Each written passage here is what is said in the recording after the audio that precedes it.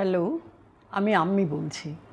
আজকে আমি তোমাদের যে গল্পটা নিয়ে আলোচনা করব সে গল্পটার নাম হচ্ছে আদাব, লেখা সমরেশ বসু।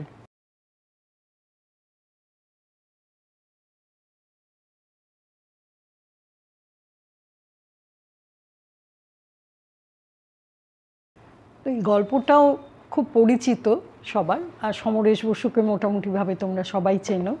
তবুও প্রথমে আমি একটু লেখক পরিচিতি দিয়ে তারপরে আমি গল্পটার সম্পর্কে আলোচনা করব।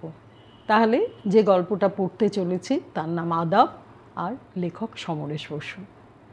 1924 খ্রিস্টাব্দের 11ই ডিসেম্বর বাংলাদেশের ঢাকা বিক্রমপুরে জন্মগ্রহণ করেন সমরেশ বসু। তার শৈশব কাটে নৈহাটিতে। তিনি অনেক রকম ছোটোখাটো কাজ করে প্রথম জীবনে জীবিকা নির্বাহ করেছেন। 1943 থেকে 1949 পর্যন্ত তিনি ইছাপুরের গান অ্যান্ড শেল ফ্যাক্টরিতে কাজ করেছেন এবং ট্রেড ইউনিয়ন, কমিউনিস্ট পার্টির ট্রেড ইউনিয়নের তিনি সক্রিয় সদস্য ছিলেন। পার্টি অবৈধ ঘোষিত হলে তাকে জেলেও যেতে হয়। জেল থেকেই তিনি তার প্রথম উপন্যাস উত্তরাঙ্গ প্রকাশিত হয় এবং তিনি লেখাকেই পেশা হিসেবে গ্রহণ করেন। লেখক কালকুট ও ভ্রমর ছদ্মনামে অনেক গল্প ও উপন্যাস লেখেন। তার বিখ্যাত রচনাগুলি হল অপরিচিত, বাঘিনী, বিবর, দেখি নাই ফিরে, দুই অরণ্য, মহাকালের রথের ঘোড়া, প্রজাপতি, অমৃত কুম্ভের সন্ধানে, এরকম অনেক লেখা। লেখক সাম্য রচনার জন্য ন্যাশনাল একাডেমি ফর লেটার্স পুরস্কার লাভ করেন। আর 1988 খ্রিস্টাব্দের 12ই মার্চ লেখকের জীবনাবসান হয়। আচ্ছা, এটা হলো লেখক পরিচিতি। এবার আসছি আমরা আদাব গল্পটা নিয়ে। এই গল্পটা হচ্ছে হিন্দু মুসলমানের দাঙ্গা হাঙ্গামার গল্প। বাংলাদেশে তখন সাম্প্রদায়িক দাঙ্গা চলছে, 144 ধারা আর কারফিউ অর্ডার জারি হয়েছে। মুখোমুখি লড়াই চলছে অস্ত্র নিয়ে, চারদিকে লুটেরারা বেরিয়েছে তাদের অভিযানে। বস্তিতে বস্তিতে আগুন জ্বলছে, মানুষের আর্তচিৎকার শোনা যাচ্ছে। পরিস্থিতি সামাল দিতে সেনাবাহিনী গুলিও ছুটছে। এবার যেটা হলো, ভয়ার্ত মাঝি আর সুতাকলের মজুর রাস্তায় ডাস্টবিনের আড়ালে নিজেদের লুকিয়ে রেখেছে। কান পেতে আশপাশের কলরব তারা শুনতে পাচ্ছে। তখন ওই অবস্থায় না, মানুষ কেউ বিশ্বাস করতে পারছে না, কারণ পুরো দাঙ্গাটা হচ্ছে হিন্দু মুসলমানের। সুতরাং কে হিন্দু কে মুসলমান তারা সেটা তো বুঝতে না পেরে কেউ কারোর সঙ্গে কথাও বলতে চাইছে না। তো হিন্দু সুতামজুর ও মুসলমান মাঝি কেউ কারোর পরিচয় দিতে চাইছিল না। দুজনেই দুজনকে খুনি ভাবছে। তারা ভয়ে ভয়ে তারপরে নিজেদের পরিচয় দিল। তারপর তারা আস্তে আস্তে পরিচিত হয়, কিছুটা স্বাভাবিক হওয়ার চেষ্টা করতে লাগলো। অ্যাকচুয়ালি কি জানো তো, সাধারণ মানুষ কিন্তু বাস্তবিক পক্ষে তারা ধর্ম নিয়ে বেশি মাতামাতি করে না। তারা পরিবার পরিজন নিয়ে ভালোভাবে থাকতে চায়। কিন্তু রাজনৈতিক নেতারা তারা তাদের রাজনৈতিক উদ্দেশ্য সফল করার জন্য তারাই কিন্তু এরকম একটা সাম্প্রদায়িক দ্বন্দ্ব লাগিয়ে দেয়। ঠিক এভাবেই এই সাম্প্রদায়িক দাঙ্গাটা বেঁধেছিল হিন্দু আর মুসলমানের মধ্যে। এরপরে কি হলো, তারা তো পরিচিত হলো, কিন্তু দুজনের চেহারা পোশাক পরিচ্ছদ খুঁটিয়ে দেখার চেষ্টা করে, অন্ধকারে যতটুকু দেখা যায়। হঠাৎ কাছাকাছি গণ্ডগোলের আওয়াজ শুনে দুজনেই খুব ভয় পেয়ে যায়। মাঝি আর সুতামজুর দুজনেই ওখান থেকে চলে যাওয়ার চেষ্টা করে, কিন্তু সুতামজুর তখন ওকে বাধা দেয়। এতে মাঝির মনে প্রথমে সন্দেহ জাগে, কিন্তু সুতামজুর তাকে আশ্বস্ত করে ওই জায়গায় থাকার পরামর্শ দেয় এবং এতেই সুতামজুর খুব খুশি হয় যে মাঝি তার কথা শোনে। তারপর শোরগোল মিলিয়ে যেতেই চারদিক নিস্তব্ধ হয়ে গেল। অন্ধকার গলির মধ্যে ডাস্টবিনের পাশে বসে দুজনেই তাদের পরিবার পরিজনের চিন্তায় ব্যস্ত। হঠাৎ বিড়ি বার করে সুতামজুর এগিয়ে দেয় মাঝির দিকে। কি আর করবে, ডাস্টবিনের দুপাশে বসে আছে তো একটু বিড়ি বার করে মাঝির দিকে এগিয়ে দিল। প্রথমে দেশলাইয়ের কাঠি না জ্বললেও পরে মাঝি সেটা জ্বালিয়ে সুতামজুরের বিড়িটা ধরালো। দেশলাইয়ের আলো ওই সুতামজুর দেখতে পেল যে মাঝিটি মুসলিম। প্রথমে একটা অবিশ্বাস দানা বাঁধলেও পর মুহূর্তে সব কেটে গেল। ওরা তো দুজন উল্টো, সুতামজুর হিন্দু আর মাঝি হচ্ছে মুসলমান। দাঙ্গাটা হচ্ছে সাম্প্রদায়িক দাঙ্গা। সুতরাং ওরা দুজনেই প্রথমে ভয় পেয়ে গেল। তারপরে ভাবলো যে না, নিজেদের মতো গল্প করে তো এরকম কোনো কথাবার্তা হচ্ছে না, যাই হোক।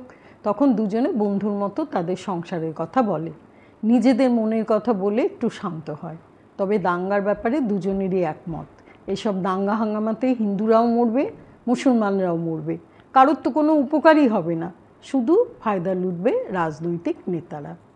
টহলদারি সেনাদের চোখ এড়িয়ে মাঝি ঈদের পরবে বাড়িতে ছেলে মেয়ে বউয়ের জন্য নতুন জামাকাপড় নিয়ে বাড়ি ফিরতে চাইছে, আর সুতা মজুরও তার সঙ্গে ডাস্টবিনের কোণা ছেড়ে এগিয়ে চলে। কিছু দূর গিয়ে তারা একটা ম্যাথর যে গলি দিয়ে যাতায়াত করে, মানে একটা ছোট্ট একটা চাপা গলির ভেতর একটা গলি দেখতে পায়। ওই গলিতে ওরা ঢুকে পড়ে পানবিড়ির দোকানের আড়ালে লুকিয়ে থাকে। এরপর মাঝি দূর থেকে দেখতে পায় ইসলামপুর ফাঁড়ি, আর একটু এগিয়ে গেলেই পরে হচ্ছে বাদামতলির ঘাট।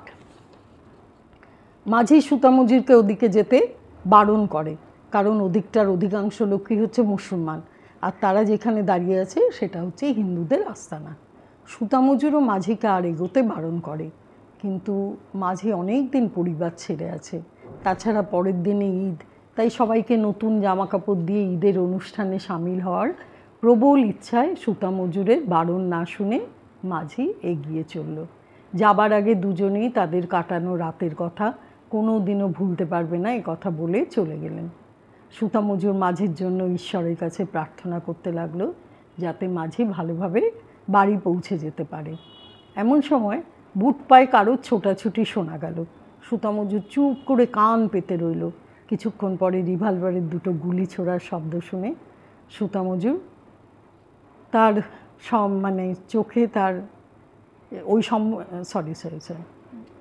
কিছুক্ষণ পরে রিভলভারের দুটো গুলি ছোড়ার শব্দ শুনে সুতা মজুর দেখতে পেল যেন মাঝিকে, এবং মাঝির বুকের রক্তে ভেসে যাওয়া সব জামা কাপড়, আর যেন শুনতে পেল মাঝির আর্তনাদ।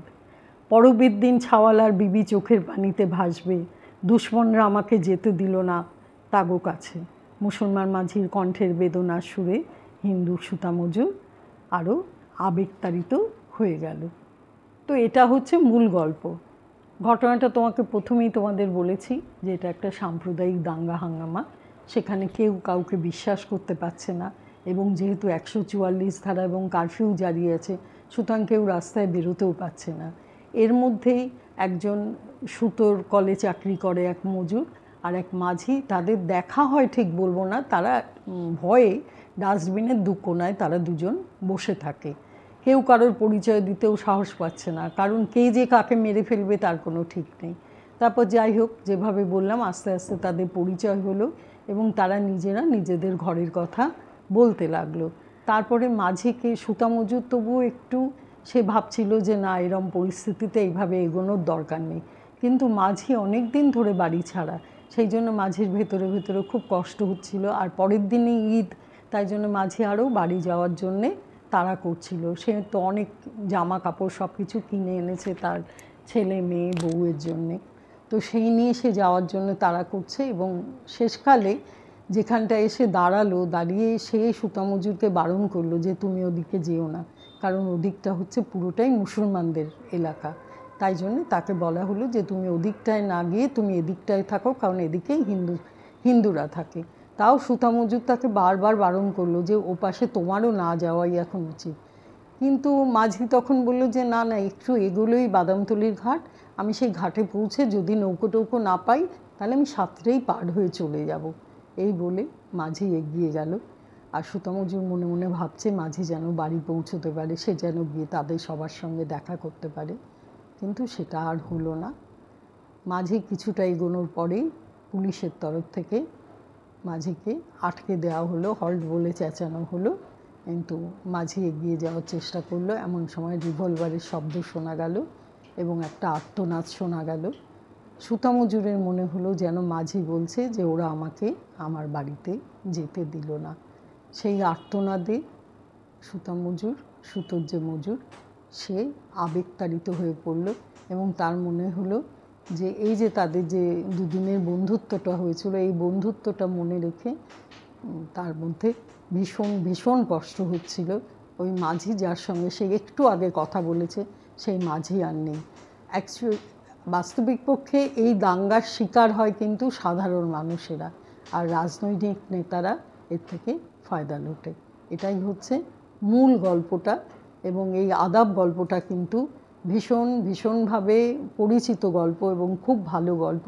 এই গল্পটা তোমরা খুব ভালোভাবে পড়ে নিও, তার কারণ কে কাকে কী কথা বলেছে না বলেছে সেটা না জানা থাকলে তোমাদের পক্ষে কিন্তু প্রশ্ন উত্তর লেখাটা অসুবিধাজনক হয়ে পড়বে। তাহলে আমি আশা করি তোমরা বুঝতে পেরেছো আমি যেভাবে তোমাদের বুঝিয়ে বললাম। তোমরা আরেকবার নিজেরা পড়ে নাও, তারপরে দেখো যদি কোথাও কোনো অসুবিধে থাকে তাহলে আমার কমেন্টস বক্সে লিখে জানিও, আমি তোমাদের আবার পড়িয়ে দেবো। তাহলে এই পর্যন্ত আজকে আসছি, ভালো থেকো তোমরা।